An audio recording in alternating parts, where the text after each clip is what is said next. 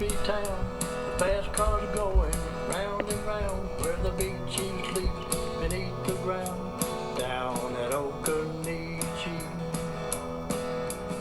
I'm here at the old Occoneechee Speedway that existed from 1947 to 1968. And this is where many famous racers raced, such as Richard Petty, Fireball Roberts, the Flock Brothers, and many others. And we'll talk about that as we go along, so just stick with me. Look at that old fence that separates the trails that lead to here from the Speedway. Now this is the spot where they had the old Ford Polaris sitting for a while. And they finally took it out of here. They had even a little shelter above it to keep the weather off of it. But apparently they took it away in fear of probably somebody vandalizing it. I don't blame them. But it was nice to see for the little time it was here. Now in the late 19th century, this was the Occoneechee farm. And it was named after the Occoneechee tribe, which lived here in the 17th and 18th century. Now, this land ended up being bought by Julian Shakespeare Carr, who the town of Carrboro is actually named after. And he turned all this into a horse racing track. It was a half-mile horse track. Now, the famous Bill France was flying in his plane. He was a pilot, and he was flying over this land and saw the horse track.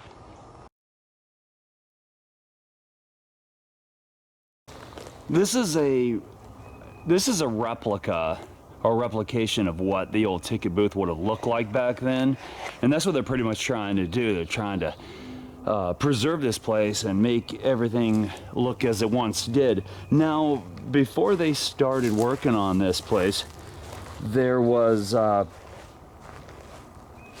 remains of an old ticket booth, but it was fallen in. It was in ruins, and I think an old concession stand. There was a couple things that were here, and they had to pretty much tear it down because of how bad of condition it was in. Now this is the concession booth, or it's one they just built a few years ago, made to look like what the one used to look like that stood here. You can see some tagger got in there. I don't blame them for moving that race car that used to be here, the nice one. It was that car was pristine, and yeah, it was just a matter of time till some jerk ruined it with graffiti. Now here we are at the old famous grandstands. Strange to think that 20 years ago you could barely see this. All this was thick woods. They had to do a lot of work to get this to look like what it does now.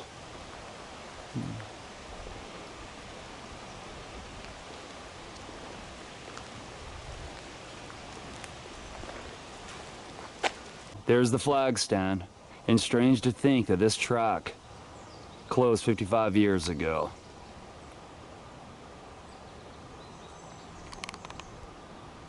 And Richard Petty won the final race on September 15th, 1968. So cool to think about him and the others just going at it on that track right there. Now, in the picture with Richard Petty, you can see that same light post. You can see the grandstands and the light post. That same light post is in that picture. And you can see his old number 43, one of his original cars.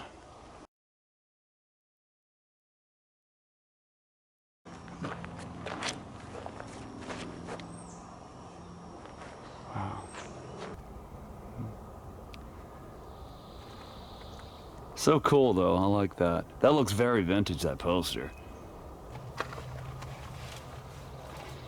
Look, here's names. Here's the names of the many drivers that raced here. I think Weldon Adams' car sits along the trail. I'm not sure, but it is a number 72. I'm sure there are many 72s, or at least a few. I shouldn't say many, but it could be. I would love if somebody knew, for sure. But look, here's the purses. I mean, back in the late 40s, 1,500, 1,000. I mean, back then that would have been good money. But the equivalent of the money then to now, if you're computing, you know, inflation and what was equivalent to then as to now, that, you know, it would be nowhere near what these racers get now. No, I mean, but the evolution of NASCAR has changed dramatically. I mean, they're driving way faster. There's way more fans. So yeah, you have to factor all that in. But Richard Petty made $800 in 1960. Yeah, it's so cool to see, though. It shows, it says what has the model of car they drove.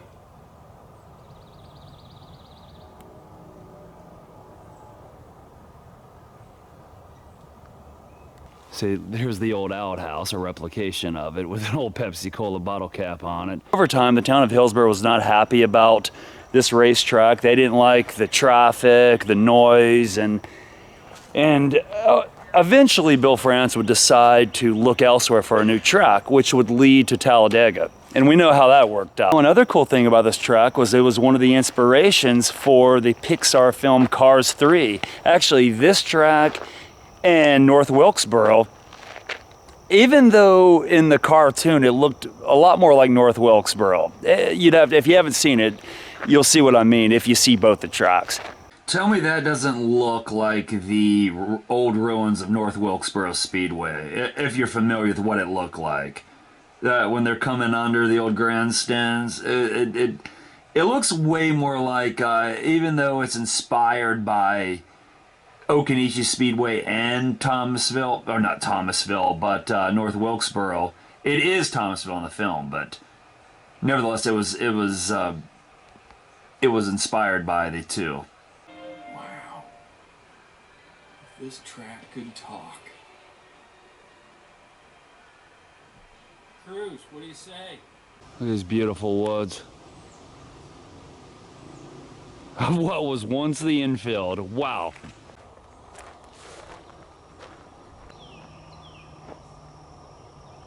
And that crowd, if they weren't right there on the grandstands, they were sitting all over the hills. I'm sure they'd bring chairs and blankets and whatnot. When my granddad was a little kid, they lived pretty close to here. And they didn't have any money back then, so they would climb trees and watch the race. And God knows where they would come in, but somewhere along this track, probably on the other side, wherever, you know, you're least conspicuous. But he did say, though, you know, they didn't have the 25 cent or 50 cents, whatever it cost. It was probably 25 cent back then, but 25 cent was like $25 back, especially back for a kid in the late 40s. I'm at one of the turns now, and this is where the racers would have been spinning out of control sometimes and trying to wipe each other out. And back in the 1940s, late 40s, during this track's infancy, the Flock brothers, Monty, Bob, and Tim, pretty much dominated this track. Until, you know, Richard Petty came into the picture, and you know, Fireball Roberts ended up being pretty popular, and many others. So as time went on, you had a little bit more competition. Pretty cool, though, that the Eno River just runs along this famous track. This is an old late 40s Chevy Special Deluxe. And obviously it was driven by race car driver Herbert Case, number 44. I guess it was he Herbert Cates Jr. I don't know. Nevertheless, the fender's coming off, and yeah, this car has seen better days, but this would have been one of the original race cars. So cool. That is awesome.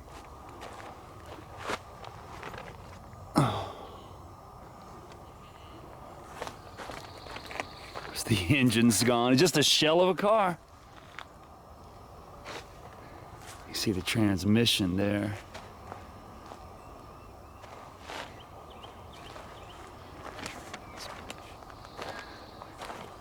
Look at this, baby.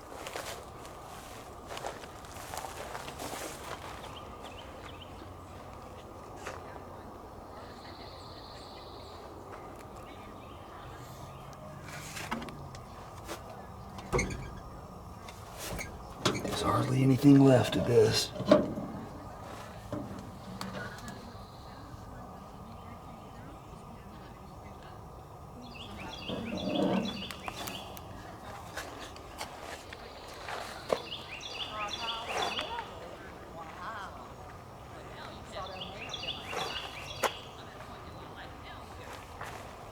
People are so idiotic. Look at that. Oh, you can see the remnants of Herbert Cates' name etched in the side here as well.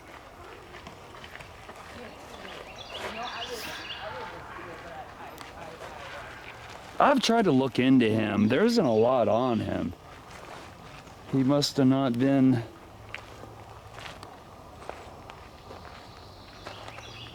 that popular of a driver, I guess.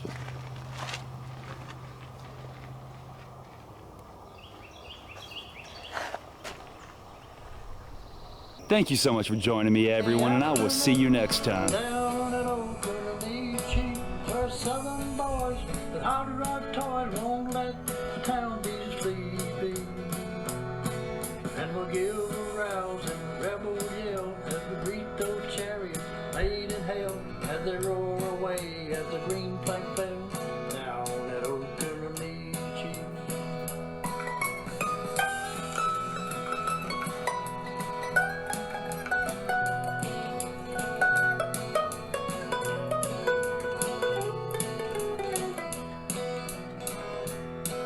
There was Fireball Roberts, there was Tiny Lund, there was Little Joe Weatherly, full of fun. They had all come down to the track to run down at Occoneechee. They had all lined up in a double file. You could hear them roar for a country mile. Let them go and the crowd went wild down at Occoneechee. Come Saturday and Sunday afternoon down at Occoneechee, where southern boys with hot rod toys won't let the town be sleepy. And they'll give a rousing rebel yell as they greet those chariots made in hell. They roar away as the green flag fell down at Occoneechee.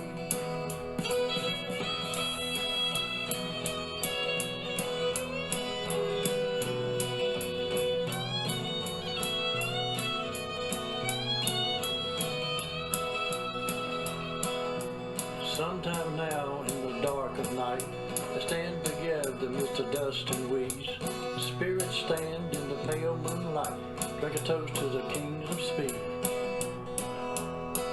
They'll lift their hats to the cheering crowd. It makes my old heart pound, remembering the days that used to be, standing on sacred ground. So here's to the boys, the Jimmies and Fords, the Hudsons and Mopars too, and to the ways and bygone days and the things little boys used to do. So goodbye Fireball and goodbye Ned, the Fox and the Myers boy, the Speedy Thompson and Louis Smith and Junior Johnson and the racetrack noise.